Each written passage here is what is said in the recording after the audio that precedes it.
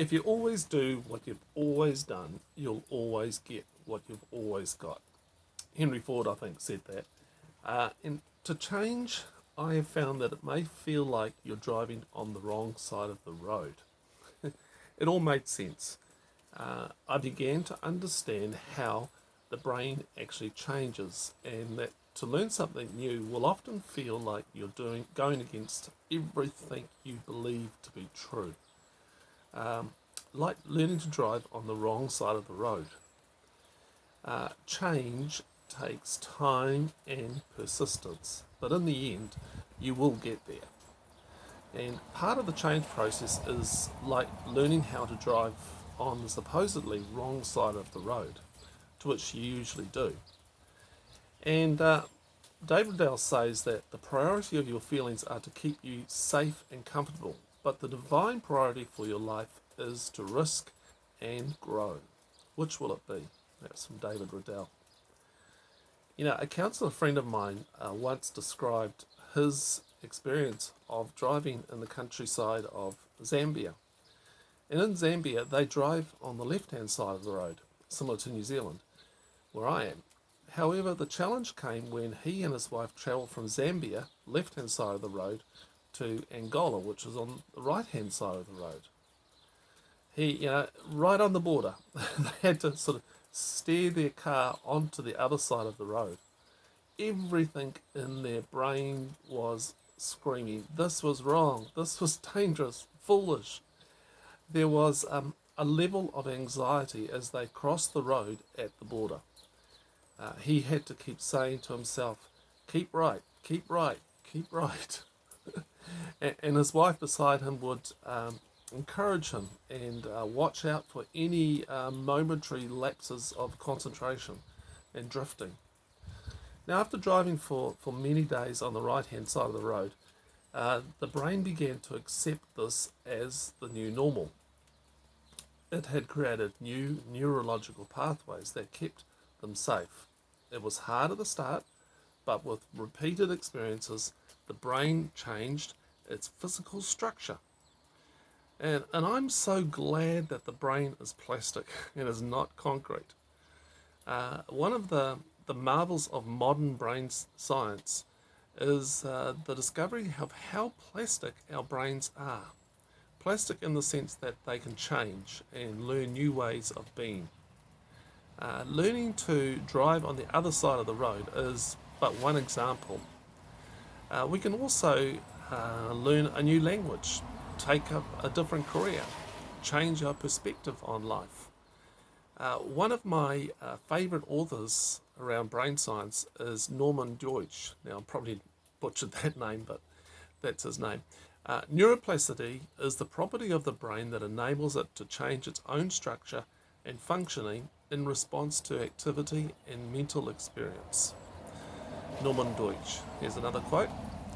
While we have yet to understand exactly how thoughts actually change brain structure, it is now clear that they do, and the firm line that Descartes drew between mind and brain is increasingly a dotted line. And here's another quote. As we age and plasticity declines, yes, it becomes increasingly difficult for us to change in response to the world, even if we want to. We find familiar types of stimulation pleasurable. We seek out like-minded individuals to associate with. And research shows we tend to ignore or forget or attempt to discredit information that does not match our beliefs or perception of the world because it is very distressing and difficult to think and perceive in unfamiliar ways. Psychotherapy works by going deep into the brain and its neurons and changing their structure by turning on the right genes. Psychiatrist Dr. Susan Vaughan has argued that the talking cure works by talking to neurons, and that an effective psychotherapist or psychoanalyst is a microsurgeon of the mind who helps patients make needed alterations in neuronal networks. I love that idea of being a microsurgeon of the mind. It fits well with my millimeter ministry concept of change. You see, your brain is not concrete, it's plastic. It can change and form new patterns. And the invite of Jesus, there's an invite. Jesus himself crossed the border and entered a world where everyone was driving on the wrong side of the road to him. Everyone was doing their own thing. For Jesus, kingdom living was one where you cared for the poor and the needy, where you washed lepers' feet, you loved others as you loved yourself, you expressed love to an outcast woman, gave purpose to a man rejected by the crowd. You loved your enemies. Meals were eaten with the smelly outcasts. It was an upside down to what everyone else's brain structure had been conditioned to believe as true and right. His divinely perfect way of thinking was constantly driving into the opposing traffic. Eventually it took him out. It did, didn't it? A few people got the new driving style and got their kingdom driving license, but most walked away when the learning process got too hard and too challenging. Some people would accept some of Christ's driving instructions, the ones that didn't cost them too much. But for the most part, they stayed in their lanes and tried to avoid Jesus and his driving. The Christ still invites us to drive our lives in a way that seems opposed to everything our brains are conditioned to believe is true. Look, I have found that the more in opposition to the invite, the more it might speak to a kingdom driving style. For example, most writers and course creators on the internet sell their books in a typical fashion of this product costs this amount of money. And a simple exchange of dollars for energy and for time. It's how the world works. It's an easy, clean, understandable exchange of energy. I, for a long time, have been trying this approach, but I've always struggled with the fact that I know that some of the people that I think would genuinely find it helpful, the stuff that I write, would not be able to access the content because of financial things, such as money, or perhaps technology, or someone else might be holding the purse strings as such, and they don't want them to know about them buying courses and books on these topics. So I don't want any barriers to stop people from getting the help they need. And so everything is pay what you want, including free. All the books, all the courses, all the conversations I have. What an upside down, back to front, driving on the wrong side of the road way of doing things. You see, I am trusting a God of expanding provision to provide for my needs. Look, some people might give a little and some people might give a lot, and I'm thankful for both.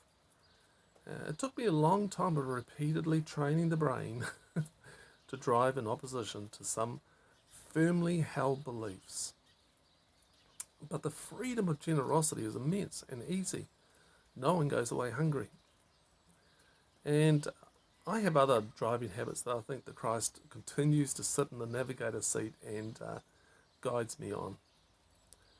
And when I believe David Riddell says that when I believe my feelings and those feelings misrepresent reality, I'm heading for a self-referential pit that will get deeper and darker as I dig myself into my homemade delusion. See, you've got a driving habit of your brain. That story about my counselling friend changing his driving habits from Zambia to Angola, that has helped me a great deal to change my thinking habits. I remember him telling me about it and then encouraging me to develop a thinking compass. And it's a place where I could store up new thinking habits and insights that would help me to drive on the kingdom side of the road. And some of those, the most significant thinking habits that I had to bring into place, these are what they are. What I focus on gets me. Focus on the negatives, challenges will always take me down. Focus on the positive, good things will always give me hope. Since every destination starts as a thought, I focus on where I want to go. Another one is that I design my life and build my future thought by thought. The subconscious can be reprogrammed through cognitive reassessments. A feeling of hopelessness, no matter how strong, is an echo and perception from the past and is not how things really are. Another one, no mood can resist the right truth at the right time. My feelings are merely reflecting what my heart believes. The thoughts I indulge grow stronger. The thoughts I acknowledge and put in their place lose their power to discourage me. I like that one. Now I've adapted these and others, and now I listen to them every morning as part of my digging myself out of my hole course of the process. Now, this may sound kind of positive thinking and name it and claim it type stuff. It's not. People just like yourself do this all the time.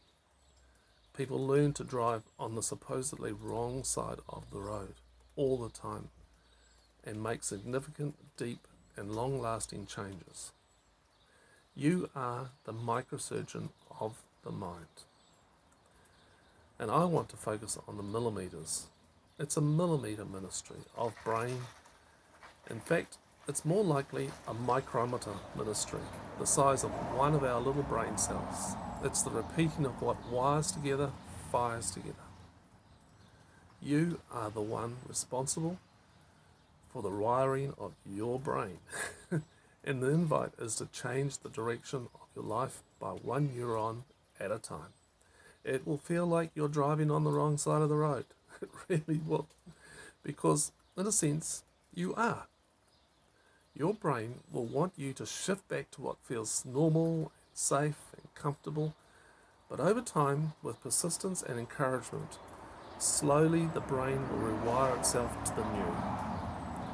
It will probably take around about 63 days to rewire beliefs into your brain. But in fact, it's a lifetime road trip. And you can find out more about how to do this in my course, Digging Yourself Out of the Hole. And it's pay what you want. But start by creating your very own thinking compass. Those things that you need to keep on telling yourself. Here's some quotes to consider. In order to oppose the influence and direction of one's old feelings, a rational mind first needs a very good reason. Without truth to reassure, change isn't possible. David Riddell. Mental passivity, once identified, needs to be actively opposed by questioning everything. Initiative and learning are like a muscle. They must be exercised regularly to work well. David Riddell. Your concept of yourself can oppose God's ability to help you. He cannot violate it to change you without raping your identity. Eventually we must go to him to discover who we are. David Riddell. To achieve radical change, I need to call some of my feelings liars and choose to side with truth against my own emotions until my feelings come around. David Riddell.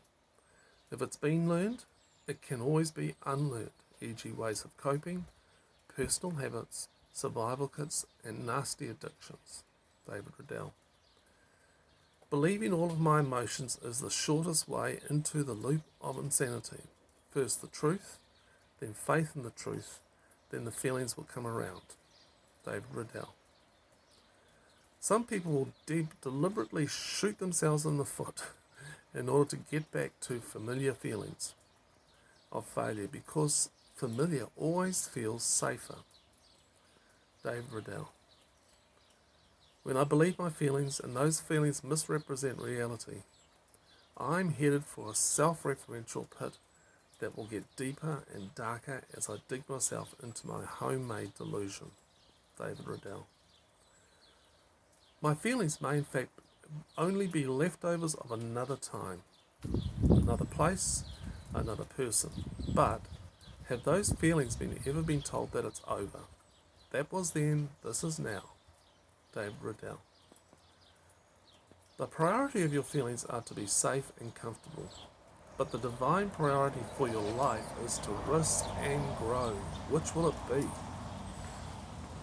Some feelings are just habits from childhood, circumstances. Feeling left out, inadequate, or misjudged are often only ghosts from the past. David Riddell. Get control of your feelings before your feelings get control of you. Emotions are not a reliable guide to how things are. For me to begin my journey toward healing, I must first make a commitment to be on my own team. The world is cruel enough without me going against my successes. Andrew Bauman. Here's some questions for you to consider. Have you had to drive on the opposite side of the road? What was it like? How long did it take you to fully adjust to this new way of driving? Number 2. Can you think of an example where you have had to oppose all your natural inclinations and habits and learn something completely new? Number 3. Which quote above seems to challenge or connect with you the most? Create a habit where you read it every day for the next 63 days and see what happens in your thinking and behaviour. Hey, I hope you found this really helpful, and I'm excited always to bring this sort of stuff to you. And if you'd like to email me, it's barry@turningthepage.co.nz. And just a big thank you, a big shout out to those people who regularly support Turning the Page by giving a little bit of money each month. You can find out how to be part of my support team at turningthepage.co/support. Okay, until next week, think about what it's like to be driving on the opposite side of the road. Bye.